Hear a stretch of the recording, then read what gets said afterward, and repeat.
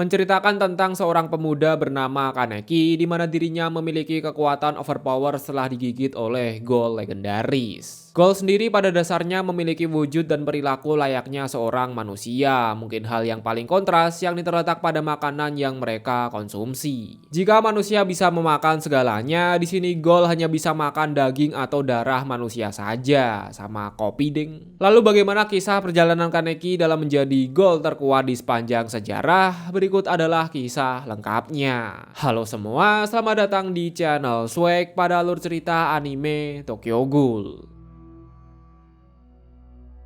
Kaneki Ken, seorang pemuda cupu yang kerjaannya cuman baca buku. Kaneki memiliki sahabat dekat bernama Hide, di mana sahabatnya ini akan selalu ada untuk membantu Kaneki. Sama seperti biasa sepulang kuliah, Kaneki nongkrong di kafe bernama Anteiku bersama dengan Hide selaku sahabatnya. Menyadari bahwa wanita yang disukai oleh Kaneki telah tiba, dengan cepat Hide langsung segera pergi dari kafe itu. Wanita ini bernama Rize. Sebenarnya Kaneki juga sama sekali belum pernah ngobrol dengan si Rize, mengingat Kaneki merupakan pemuda cupu sama seperti MC anime shonen pada umumnya. Hingga pada suatu kejadian ketika Kaneki menatap Rize, tidak sengaja dirinya melihat novel yang sama dengan novel yang Kaneki baca. Rize yang melihat tatapan dari Kaneki langsung tersenyum karena terdapat orang yang juga membaca novel yang sama. Sejak saat itulah hubungan antara Rize dan Kaneki perlahan-lahan mulai menjadi dekat, hingga pada puncaknya Rize mengajak Kaneki untuk pergi ke toko buku secara bersama. Anjas. Keesokan harinya sebelum pergi ke toko buku, Kaneki dan Rize memutuskan untuk mabar atau makan bersama. Anehnya meski tubuhnya itu terlihat sangat kurus, tapi Rize hanya makan sandwich dan mengaku bahwa dirinya saat ini sedang menjalankan program diet. Tek tek tek tek tek hingga tak terasa hari pun menjadi malam. Mengingat belakangan ini terdapat ghoul yang sedang berkeliaran, di sini Rize meminta Kaneki untuk menemaninya dalam perjalanan menuju ke rumah.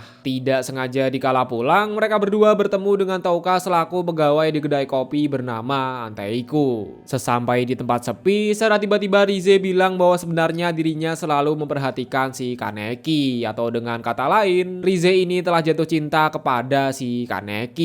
Baru aja merasa senang karena udah gak jomblo lagi, gak taunya Rize langsung menggigit bahu milik Kaneki. Wayalah. Ternyata Rize merupakan ghoul legendaris di mana selalu memakan puluhan manusia setiap harinya. Bahkan Rize juga dikenal overpower di kalangan para ghoul. Sebelum menyantap daging manusia, di sini Rize menyiksa Kaneki layaknya seorang wibu psikopat. Mengejutkannya dikala Rize ingin memakan Kaneki, secara tiba-tiba material bangunan terjatuh tepat ke arah Rize, seketika langsung membunuhnya. Dan apakah semua kejadian ini adalah kebetulan? Tentunya tidak dong.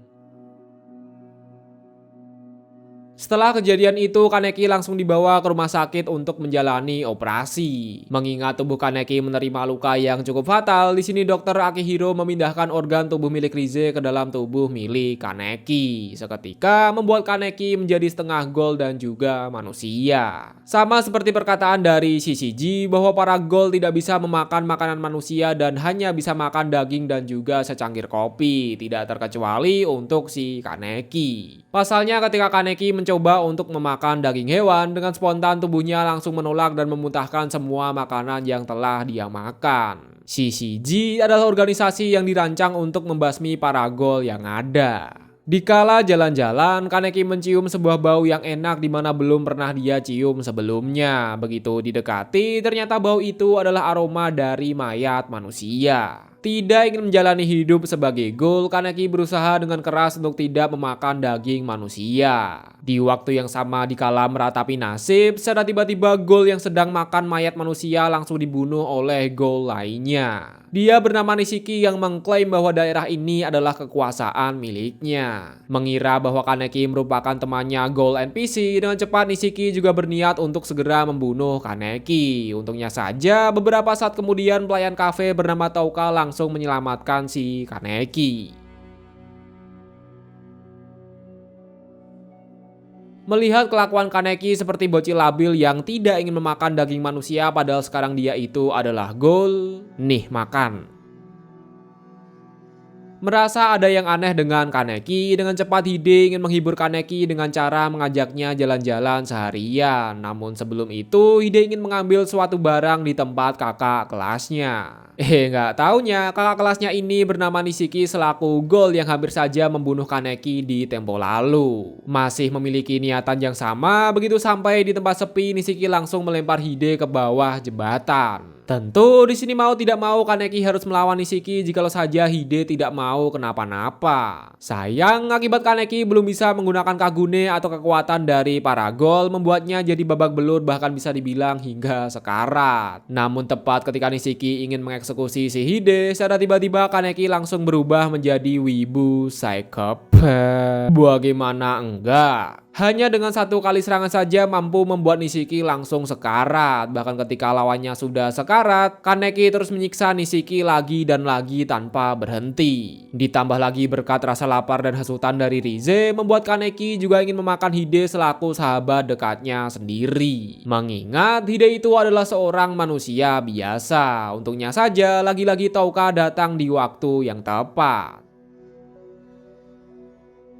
Dikala sadar, Kaneki terbangun pada sebuah kedai kopi bernama Anteiku. Ternyata Anteiku bukanlah kedai kopi biasa, melainkan sebuah organisasi perkumpulan para Gold yang tidak ingin membunuh manusia. Pemilik kedai kopi ini bernama Om Kuzen. Jikalau Kaneki mau hidup dengan tenang dan mendapatkan asupan makanan seperti kopi, maka alangkah baiknya Kaneki bekerja di Anteiku. Kopi adalah alternatif dari daging manusia untuk meredakan rasa lapar. Om Kuzen juga mengajari Kaneki tentang bagaimana cara pura-pura makan makanan manusia ketika pergi dengan Hide selaku sahabat dekatnya sendiri. Mengingat Gold itu sama sekali tidak bisa mengonsumsi makanan manusia.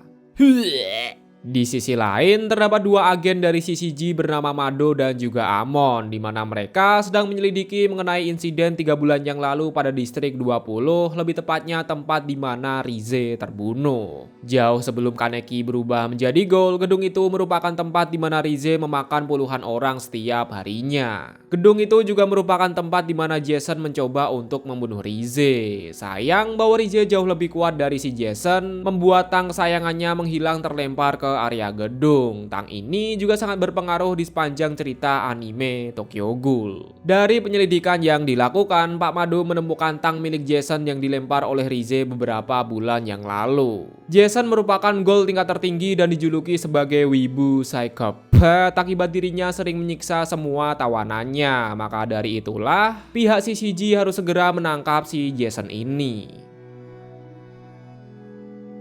Di sisi lain, mengingat ujian masuk kuliah sudah dekat, Om Kuzen meminta Kaneki untuk menemani Om Yomo dalam mencari bahan makanan bagi para Gold. Bukan bertujuan untuk membunuh manusia, melainkan mereka mengambil mayat manusia yang berada di dekat jurang. Keesokan harinya sebagai ganti atas kerja lembur, Om Kuzen menyuruh Touka menemani Kaneki untuk membuat topeng. Kenapa? Akan sangat berbahaya jika pihak CCG atau pemburu Gold mengenali wajah dari Kaneki. Terlebih lagi belakangan ini pihak CCG, lebih tepatnya Mado dan Among, sedang gencar-gencarnya dalam mencari petunjuk mengenai tang milik si Jason. Tek sesampai di toko topeng, bah.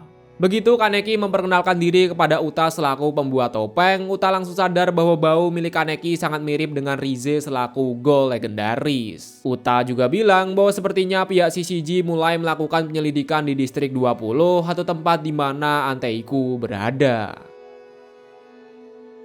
Keesokan harinya terdapat ibu dan anak bernama Ryoko dan untuk anaknya itu bernama Hinami. Dikarenakan satu dan berbagai macam alasan membuat mereka berdua harus pergi ke sana kemari. Tentu mereka berdua ini adalah ras Gold. Pada awalnya Kaneki agak sulit mengakrabkan diri dengan si Hinami. Namun begitu tahu bahwa Hinami suka dengan novel yang sama, membuat hubungan kakak dan adik mulai tumbuh antara Kaneki dan juga Hinami. Tentu melihat keakraban mereka berdua membuat Touka juga senang akan hal itu. Anjas. Tidak lama setelah itu, secara tiba-tiba muncul seorang Gold Sinting bernama Sukiyama. Gak jelas tujuannya apa datang kemari, tapi begitu mencium aroma unik dari tubuh milik Kaneki, seketika Sukiyama langsung segera pergi. Kan gak jelas. Keesokan harinya di universitas, secara tiba-tiba Sukiyama langsung menghampiri si Kaneki. Teringat dengan perkataan dari si Touka bahwa Sukiyama merupakan gold sinting pembuat onar. Namun dikarenakan Sukiyama memiliki hobi yang sama yakni membaca buku ditambah juga suka dengan novel karangan Takatsuki Sen, membuat Kaneki beranggapan bahwa Sukiyama itu adalah orang baik. Jikalau saja Kaneki mau pergi ke toko buku bersama Sukiyama, maka kemungkinan besar Kaneki akan bertemu dengan Takatsuki Sen selaku pengarang novel terkenal. Tidak ingin melewatkan akan kesempatan itu, Kaneki pun langsung segera menerima tawaran dari Sukiyama. Sebelum pergi ke toko buku, di sini Sukiyama mengajak Kaneki untuk minum kopi terlebih dahulu, dan daripada gabut, Kaneki bertanya kepada Sukiyama tentang Rize itu orangnya seperti apa, mengingat Rize dan Sukiyama itu merupakan teman dekat. Bukannya teringat dengan kenangan yang hanya kenangan pahit dan hina ketika mendengar kata Rize. Akibat rasa emosi yang sangat menggebu-gebu, tidak sengaja Sukiyama memecahkan gelas kopinya. Kaneki yang khawatir akan hal itu juga langsung refleks menyentuh gelas pecah mengakibatkan tangannya jadi berdarah. Mencium aroma darah yang sangat wangi milik Kaneki, dengan cepat Sukiyama izin off dan segera pergi ke kamar mandi. Tak lama setelah itu mereka pun sampai ke toko buku yang dimaksud. Dan benar saja, sama seperti yang dikatakan oleh si Touka bahwa Sukiyama itu adalah pembuat onar. Bukannya pergi ke toko buku, nyatanya Kaneki dibawa ke sebuah tempat di mana para ghoul saling membunuh satu sama lain. Sebelum baku hantam dimulai, Sukiyama bilang bahwa Kaneki merupakan ghoul unik di mana memiliki bau yang sangat amat wangi. Begitu kata-kata sambutan telah selesai, muncullah Om Ube yang akan menjadi lawan bagi Kaneki. Pada awalnya Kaneki hanya bisa lari layaknya MC anime cupu pada umumnya. Namun begitu dirinya terpojok, Kaneki mengaktifkan mata golnya dan langsung menghantam Om Ube. Seketika membuat Om Ube langsung terpental jauh. Akibat di roasting habis-habisan sama ibunya, Om Ube pun segera bangkit dan baku hantam melawan Kaneki kembali. Sayang belum sempat mengeksekusi, Om Ube langsung dieksekusi oleh Sukiyama. Lah emangnya kenapa? Karena ya jarang sekali ada ghoul bermata satu, dan alasan utamanya yakni Sukiyama ingin memakan Kaneki akibat memiliki aroma yang sangat amat wangi. Wayalah.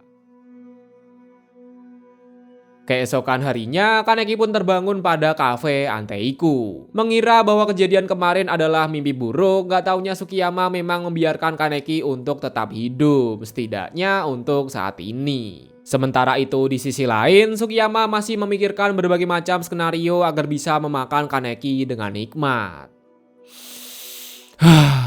Seperti biasa setiap harinya, Om Yumo selalu melatih Kaneki baku hantam atas perintah dari Kuzen selaku manajer kafe Anteiku. Setelah selesai latihan, tidak sengaja Kaneki melihat Nishiki yang sedang dijadiin samsak tinju oleh beberapa om-om kuli bangunan. Meski di tempo lalu Nishiki telah membuat masalah, tapi sebagai MC yang baik hati, di sini Kaneki langsung membabat habis mereka semua. Tentu Kaneki bisa baku hantam berkat pelatihan yang diberikan oleh Om Yumo. Dengan cepat Kaneki pun langsung membawa Nishiki pulang menuju ke kos-kosan. Tidak disangka pada kos-kosan itu terdapat seorang wanita bernama Kimi di mana dia adalah pacar dari Nishiki. Kimi juga telah mengetahui bahwa Nishiki itu adalah seorang ghoul. Selama bukan keluarganya yang dimakan atau menjadi santapan dari Nishiki, Kimi tetap akan terus menutup mata akan hal itu. Jadi nggak peduli lah. Kimi juga memohon kepada Kaneki untuk membantu Nishiki dalam mencari makanan. Mengingat sudah sejak lama Nishiki tidak makan akibat dirinya tidak ingin membunuh seorang manusia. Setuju deh.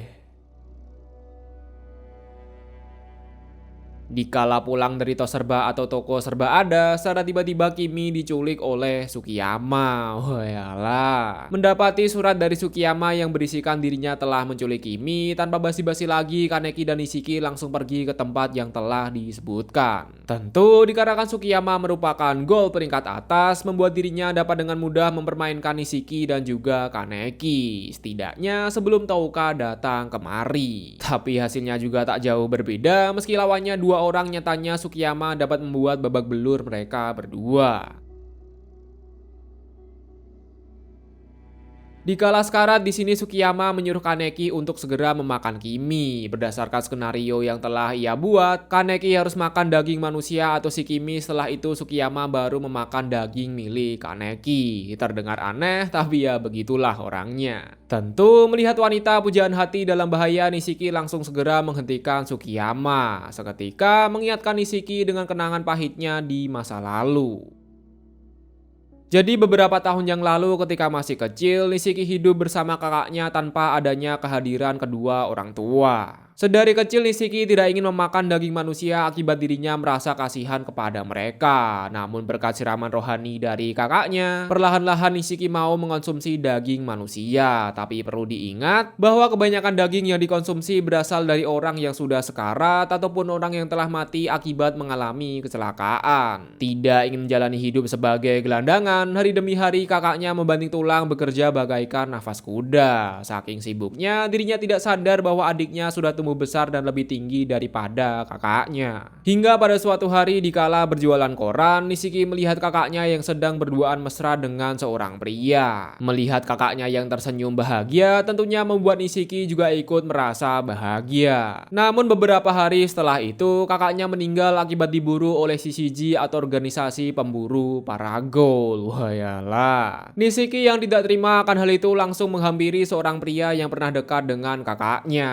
Dan benar saja bahwa pria itu yang telah melaporkan kakaknya Nishiki ke organisasi pemburu para gol. Ingin melakukan balas dendam atas kematian kakaknya, Nishiki langsung membantai pria itu tanpa pikir panjang lagi. Dan semenjak saat itulah, Nishiki sudah tidak mau percaya dengan manusia lagi. Hingga pada suatu hari ketika kuliah, terdapat seorang wanita yang lupa mengambil uang kembalian. Mengetahui akan hal itu, dengan cepat Nishiki langsung memberikan uang kembalian itu. Wanita ini bernama Kimi. Dikarenakan wajah Kimi terlihat sangat pucat seperti sedang ada masalah, Nishiki berniat untuk memanipulasi dan menggunakannya sebagai alat. Ya, kalian tahu sendirilah alat buat ngapain. Hingga pada suatu hari ketika Nishiki dihajar oleh Kaneki, dirinya merasa kesakitan dan membutuhkan daging manusia untuk melakukan regenerasi. Dikarenakan rasa sakit dan rasa lapar yang campur aduk membuat akal sehatnya perlahan-lahan mulai memudar. Untungnya saja dirinya masih bisa mengendalikan diri untuk tidak memakan si Kimi. Seketika mengingatkannya dengan almarhum kakak perempuan di mana meninggal akibat dilaporkan ke pihak pemburu gol oleh pacarnya sendiri. Namun bukannya dilaporkan, meski telah mengetahui bahwa Nishiki adalah gol, nyatanya dengan senang hati Kimi mau mempersembahkan tubuhnya sendiri. Sejak saat itulah perlahan-lahan Nishiki mulai mempercayai manusia kembali. Balik lagi ke scene baku hantam dan biar masalah cepat selesai, di sini Kaneki menawarkan darahnya agar supaya Touka bisa jadi overpower kembali. Dan benar saja, begitu Touka meminum atau lebih tepatnya memakan tubuh Kaneki, seketika mengembalikan kekuatan yang sebenar-benarnya.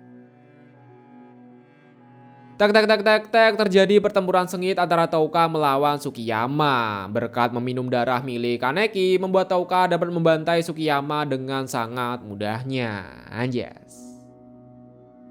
Di hari berikutnya, untuk menghindari kejadian yang sama, Nishiki memutuskan untuk bekerja di Anteiku. Sebagai gantinya mereka akan melindungi si Kimi. Di sisi lain, terlihat Jason yang senang berkat tang miliknya telah selesai dibuat. Sedikit catatan, tang milik Jason ini hilang akibat pertempuran melawan Rize pada bagian awal. Kemudian pembuat tang pun bilang, bisakah Jason untuk tidak datang ke sini lagi? Ternyata orang yang membuat tang ini bernama Asaki Feguchi selaku ayah dari Hinami. Dari sini juga mulai terjawab alasan kenapa Hinami dan ibunya tinggal di Anteiku, ya untuk menghindari si Jason ini. Menyadari bahwa Asaki telah menyembunyikan sesuatu, tanpa pikir panjang Jason langsung menusuknya dari belakang. Seketika langsung membuat Asaki terpental keluar dari dalam rumah. Di waktu yang sama ketika terjadi pertikaian, Amon dan Mado selaku Shishiji atau organisasi pemburu gol juga sedang berada di tempat itu. Melihat Jason selaku gol peringkat S tentunya membuat jiwa baku hantam milik Mado semakin menggebu-gebu. Sayang bahwa Jason itu terlalu kuat, jadi meski 2 lawan 1 nyatanya Jason dapat kabur dengan mudah, bahkan berhasil merusak Quinque milik si Mado. Quinque adalah senjata unik yang terbuat dari Kagune milik para gol. Nah, mengingat Quinque milik Mado rusak dan kebetulan terdapat mayat gol ayahnya Hinami, di sini Mado ingin mengubah Kagune milik Asaki menjadi sebuah Quinque. Wayalah.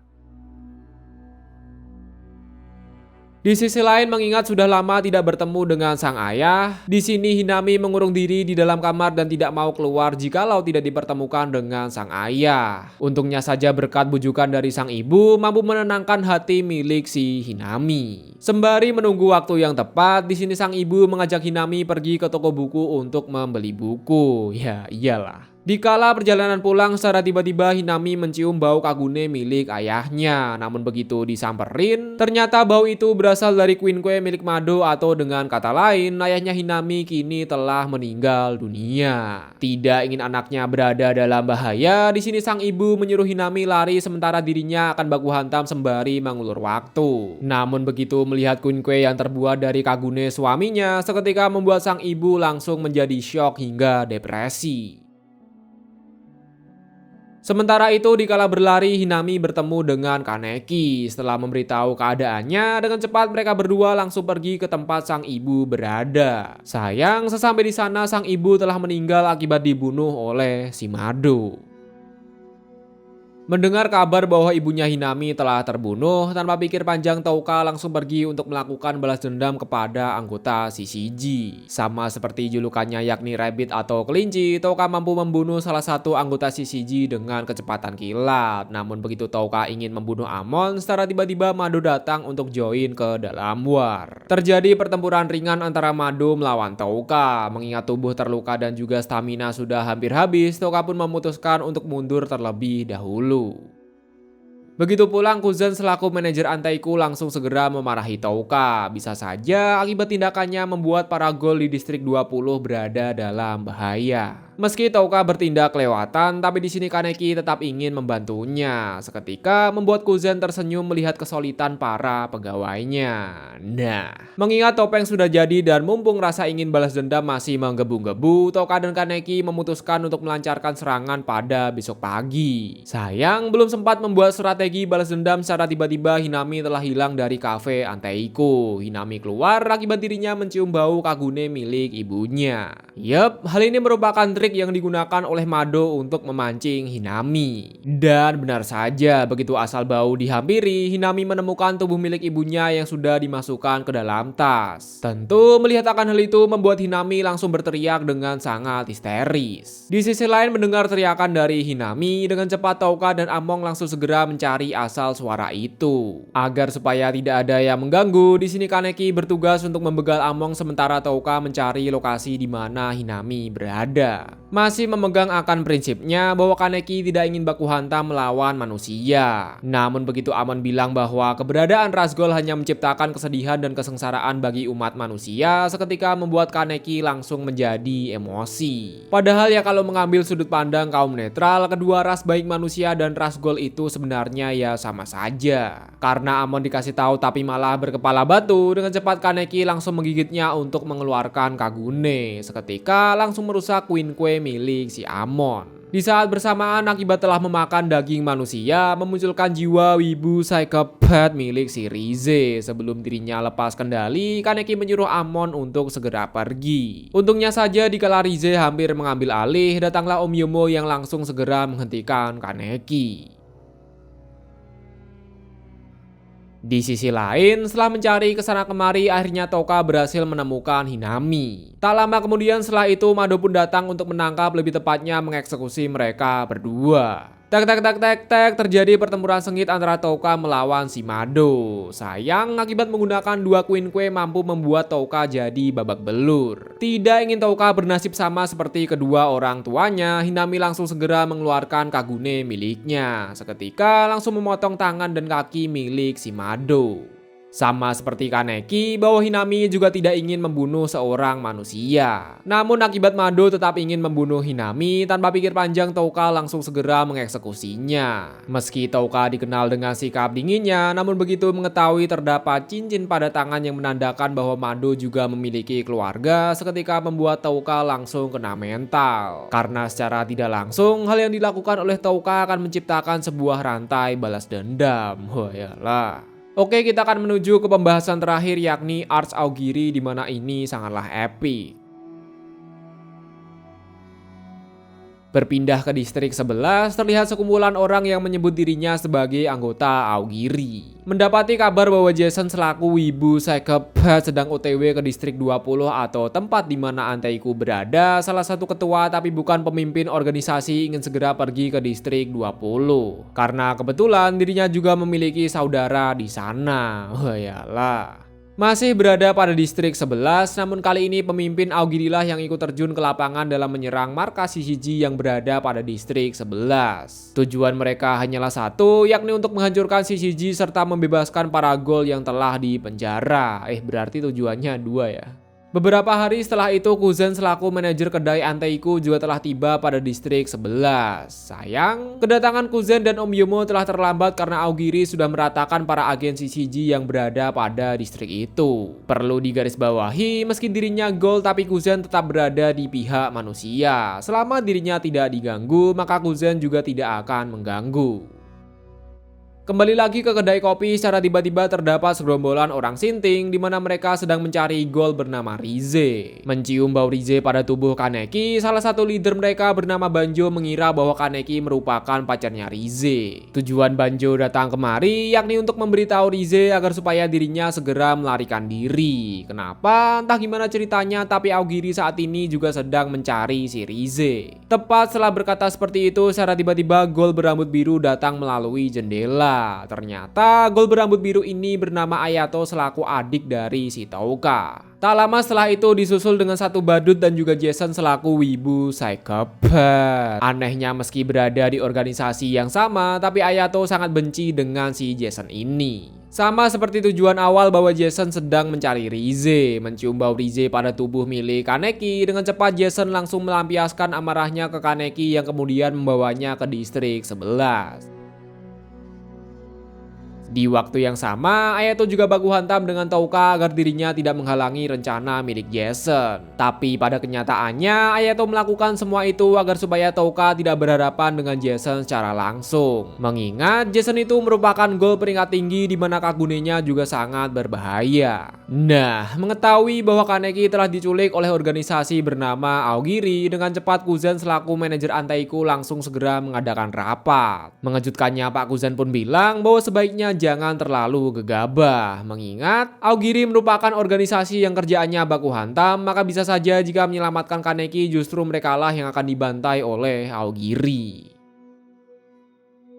Terlepas dari semua bahaya yang ada, di sini Touka, Hinami, dan Ishiki tetap akan pergi menyelamatkan Kaneki. Pak Kuzen kembali menegaskan bahwa sejak dari awal dirinya dan Om Yomo memang berniat untuk menyelamatkan Kaneki, namun dirinya tidak bisa menjamin akan keselamatan dari mereka semua. Untuk menambah presentase keberhasilan, di sini Pak Kuzen juga mengajak gol sinting bernama Sukiyama. Tanpa berlama-lama lagi, setelah anggota terkumpul, mereka semua langsung pergi menuju ke distrik 11 untuk menyelamatkan Kaneki. Menerima kabar bahwa kantor CCG cabang telah dikuasai oleh para gol, di sini CCG pusat segera pergi ke distrik 11 untuk mengambil alih markas kembali. Di waktu yang sama, di kala perjalanan mereka bertemu dengan gol peringkat atas bernama Noro selaku salah satu anggota dari Aogiri. Bahkan Touka juga sempat baku hantam melawan Amon selaku mantan partnernya si Mado. Beruntungnya ketika terjadi baku hantam ringan, Touka langsung dibantu oleh gol kembar selaku anggota dari Aogiri. Namun berkat kekuatan flashback membayangkan kenangan dari Pak Mado, seketika membuat Amon jadi overpower dan berhasil mengalahkan si gol kembar. The power of flashback nih bos. Ingin mengulur waktu untuk menyelamatkan Kaneki, kini giliran Kuzen selaku gol peringkat tinggi juga akan ikut join ke dalam war. Bahkan ketika Kuzen menampakkan diri, seketika membuat beberapa pemburu gol langsung ketar-ketir ketakutan. Bagaimanapun, Kuzen dijuluki sebagai burung hantu bermata satu selaku gol terkuat peringkat triple S atau S-nya tuh ada 3, SSS. Sudut pandang berpindah kepada Kaneki. Setelah tertangkap oleh Jason, hampir setiap hari bahkan setiap beberapa jam sekali Kaneki selalu disiksa oleh si Jason ini. Kenapa? Yang pertama dikarenakan Kaneki memiliki bau yang sama dengan Rize, dan yang kedua pada dahulu kala Jason juga pernah disiksa oleh anggota dari CCG. Akibat dirinya selalu disiksa secara brutal, membuat Jason juga memiliki sifat yang sama seperti orang yang pernah menyiksanya dulu, dan kini Kaneki lah yang menjadi target penyiksaan. Seperti halnya jarinya dipotong menggunakan tang, disuntik suntik cairan terlarang pada selaput mata, dimasukin serangga pada telinga, hancurin psikologis atau kondisi mental, dan berbagai macam metode brutal lainnya. Mengingat tubuh Gold itu selalu beregenerasi, maka setiap hari, setiap jamnya Jason selalu melakukan penyiksaan lagi dan lagi. Sementara itu Kaneki yang sudah tidak kuat mulai membuat kesadarannya pada dunia mimpi. Pada dunia itu juga terdapat Rize yang terus bertanya kepada Kaneki sembari menghasutnya untuk menerima kekuatan Gold miliknya. Kaneki juga bercerita bahwa dahulu kala ibunya meninggal akibat terlalu banyak bekerja. Parahnya, kerabatnya justru menggunakan uang pemberian ibunya Kaneki untuk berfoya-foya. Rize yang sadar bahwa Kaneki masih memiliki sahabat dekat bernama Hide langsung berkata bahwa semua penyebab tragedi yang ada tak lain dan tak bukan yakni salahnya Kaneki. Mulai dari ibunya yang meninggal, dan jikalau saja besok Hide meninggal akibat terbunuh oleh para Gold, tak lain dan tak bukan semua itu adalah salahnya Kaneki. Merasa muak dengan semua hal ditambah sebagian tragedi disebabkan karena Kaneki lemah, kini dirinya akan menggunakan kekuatan Gold untuk memusnahkan semua orang yang menghalanginya. Bukan menerima akan keberadaan Rize, melainkan Kaneki memakan Rize agar supaya dirinya bisa mendapatkan kekuatan yang overpower. Wayalah. Begitu memakan Rize ditambah rasa stres yang terus menumpuk, seketika membuat rambut milik Kaneki langsung menjadi putih. Dikarenakan anggota CCG telah mengepung distrik 11, tidak memberikan pilihan lain bagi Jason untuk segera memakan Kaneki. Namun tepat ketika Jason ingin melanjutkan akan penyiksaan, secara tiba-tiba pada tubuh Kaneki terlihat bayang-bayang milik si Rize. Tentu melihat akan hal itu seketika membuat jiwa wibu psikopat milik Jason semakin menggebu-gebu. Sayang bahwa Kaneki yang sekarang bukanlah Kaneki yang dulu. Tek tek tek tek tek, terjadi pertempuran sengit antara Jason melawan Kaneki. Dengan sangat mudah Kaneki mampu menghindari semua serangan dari si Jason. Begitu Jason telah melancarkan semua serangannya, kini giliran Kaneki lah yang akan menyerang si Jason ini. Bahkan tidak sampai hitungan menit, Kaneki mampu membuat Jason hampir tidak sadarkan diri. Ingin melakukan balas dendam atas perbuatannya selama beberapa hari, di sini Kaneki juga melakukan penyiksaan yang sama seperti metode yang digunakan oleh si Jason. Cerita dari season ke-1 berakhir ketika Kaneki memakan tubuh Jason secara hidup-hidup. Wayalah. Tapi tenang, cerita dari anime Tokyo Ghoul Series yang sebenarnya baru saja akan dimulai.